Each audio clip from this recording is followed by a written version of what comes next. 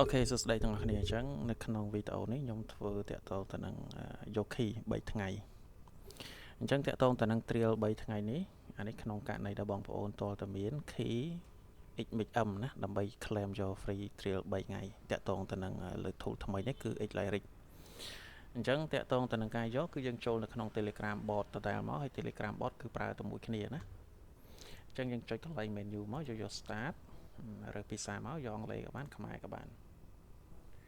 បន្តមកទៀតបងប្អូនអាចចុចនៅកន្លែងនេះក៏បានឬក៏ចុចកន្លែង menu នេះក៏បានដែរណាអញ្ចឹងខ្ញុំយក buy Xlyric មក